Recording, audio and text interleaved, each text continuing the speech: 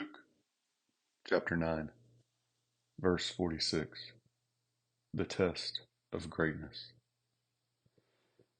An argument started among them as to which of them might be the greatest. But Jesus, knowing what they were thinking in their heart, took a child and stood him by his side. And he said to them, "Whoever receives this child in my name receives me. And whoever receives me receives him who sent me. For the one who is least among all of you, this is the one who is great." John answered and said, "Master, we saw someone casting out demons in your name, and we tried to prevent him because he does not follow along with us." But Jesus said to him, "Do not hinder him, for he who is not against you is for you."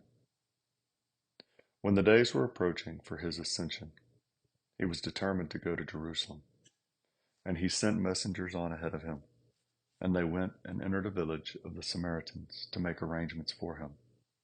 But they did not receive him, because he was traveling toward Jerusalem. When his disciples James and John saw this, they said, "Lord, do you want us to command fire to come down from heaven and consume them?" But he turned and rebuked them and said, "You do not know what kind of spirit you are of. For the Son of Man did not come to destroy men's lives, but to save them." And they went on to another village. Exacting discipleship. As they were going along the road, someone said to him, "I will follow you wherever you go." And Jesus said to him, "The foxes have holes, and the birds of the air have nests, but the Son of Man has nowhere to lay his head." And he said to another, "Follow me." But he said, "Lord, permit me first to go and bury my father." But he said to him, "Allow the dead to bury their own dead. But as for you, go and proclaim everywhere the kingdom of God." Another also said, "I will follow you, Lord, but first permit me to say goodbye to those at home." But Jesus said to him, "No one, after putting his hand to the plow and looking back, is fit for the kingdom of God." Luke chapter 10, verse 1. The 70 sent out. Now after this the Lord appointed 70 others, and sent them in pairs ahead of him to every city and place where he himself was going to come. And he was saying to them, "The harvest is plentiful, but the laborers are few.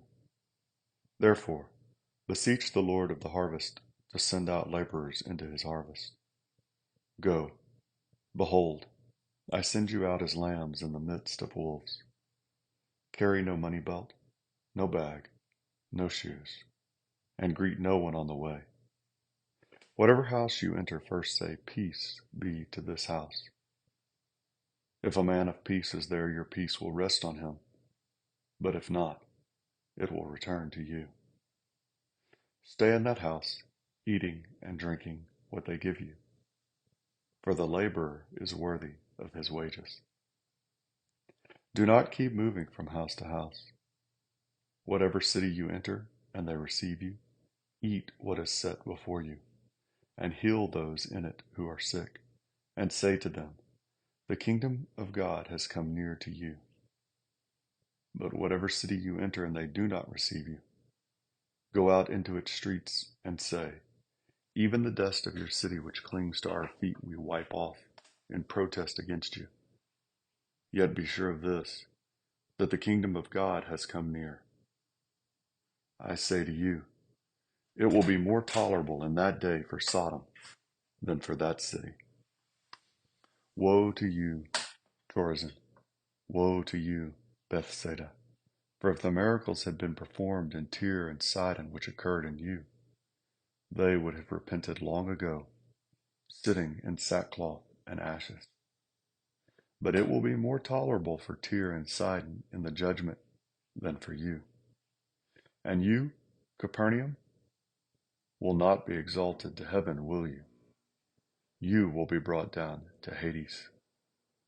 The one who listens to you listens to me, and the one who rejects you rejects me, and he who rejects me rejects the one who sent me.